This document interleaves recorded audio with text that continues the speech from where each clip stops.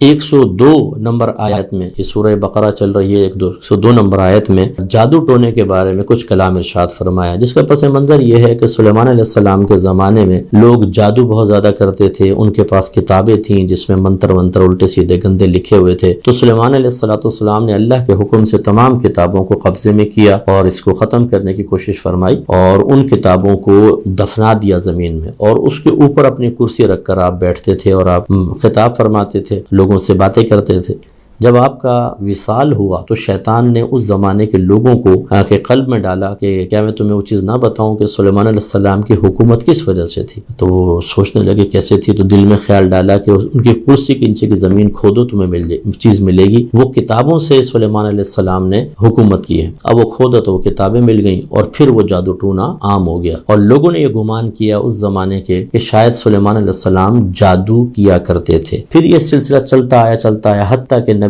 کریم صلی اللہ علیہ وسلم کے دور کے جو یہود تھے وہ بھی وہ منتر جادو ٹونے، اور ان کے ہاں بھی بعض میں معروف تھا کہ سلیمان علیہ السلام کی حکومت انہی جادو ٹونے اور منتروں کے اوپر مشتمل تھی اور ٹکی ہوئی تھی۔ تو اللہ تعالیٰ نے یہ آیات نازل فرمائیں۔ اچھا، جو اس زمانے میں جادو تھا وہ دو طرح کا تھا، ایک کلمات کفر و شرک پر مشتمل تھا، یہ تو کفر تھا، جو اختیار کرے وہ کافر، دوسرا وہ تھا جو کفریات پر تو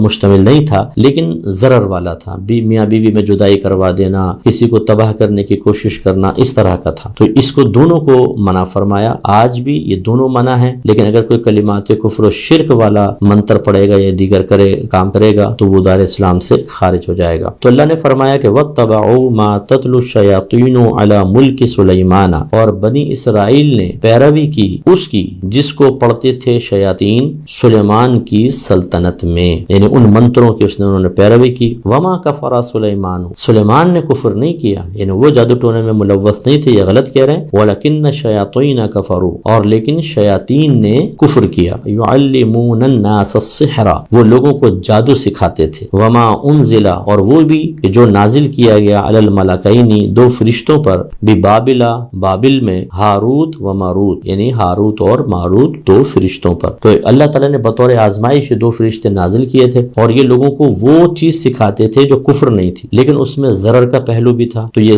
اللہ کی طرف سے ایک بطور آزمائش تھی، اللہ کا حکم تھا کہ یہ سکھا دیے جائیں اور سمجھایا جائے کہ اس کو صرف پازیٹیو یوز کر سکتے ہو، نیگیٹو نہیں کر سکتے۔ تو یوں آگے اللہ نے بیان فرمایا کہ وما يعلمان من احد، اور یہ دونوں نہیں سکھاتے تھے کسی ایک کو، حتی یقولا، یہاں تک کہ کہہ دیتے تھے کہ انما نحن فتنۃ، کہ محض ہم تو ایک آزمائش ہیں، فلا تکفر، تو تم کفر نہ کرنا، فیتعلمون منہما ما یفرقون به بین المرء وزوجہ، تو یہ بنی اسرائیل سیکھتے تھے ان دونوں سے وہ چیز جو جدائی پیدا کر دے، ان سے سیکھتے تھے وہ چیز کہ جدائی پیدا کر دیں یہ اس کے سبب میاں اور بیوی کے درمیان، تو یہ ایسی چیز۔ اب لیکن دیکھیں اس کا سیکھنا جو کفریات میں سے نہیں تھا، سیکھنا تو جائز تھا کیونکہ اللہ کی طرف سے ہاروت اور ماروت کو اجازت دی گئی تھی، لیکن اس کا استعمال نیگیٹو یہ منع تھا۔ اللہ نے دنیا میں بہت ساری چیزیں پیدا فرمائیں اور ان کا استعمال منع کر دیا، مثلا شراب جیسے ہے استعمال منع ہے، تو پیدا ہونا کسی چیز کا یہ برا نہیں ہوتا، اس کا استعمال جائز یا ناجائز، استعمال اصل تو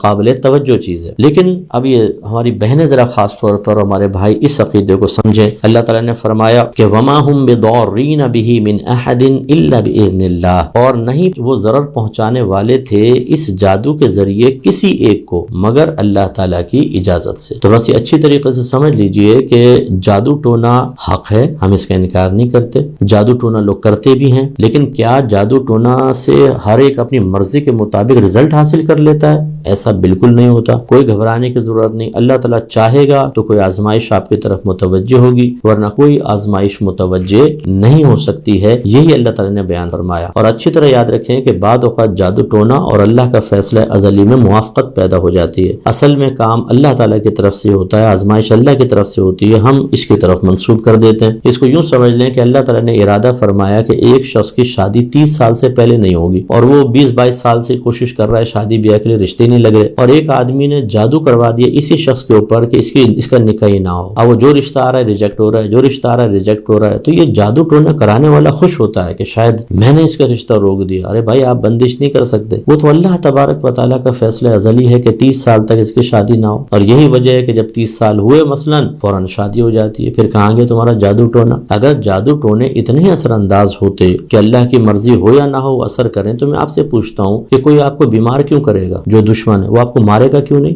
آپ کی ٹانگیں کیوں نہیں توڑے گا؟ آپ کو اندھا کیوں نہیں کرے گا؟ تو یوں ہم نہیں سوچتے کہ یار اگر کسی نے کروانا ہی ہے تو ہمیں تو تباہ کرے گا، یہ کیا گلاس ٹوٹ گیا، آج بیٹی کا رشتہ نہیں ہوا، آج بیٹا انٹرویو میں فیل ہو گیا، یہ جادو کروایا ہے، بھائی وہ کیوں مروا ہی نہیں دے گا؟ تو اس لیے ان چیزوں کی طرف متوجہ ضرور ہوں آپ، پروٹیکشن کے لیے عمل کرنے میں بھی حرج نہیں، لیکن اس کو اپنے حواسوں پر مسلط نہ کریں، یہ چیز ٹھیک نہیں ہوتی ہے۔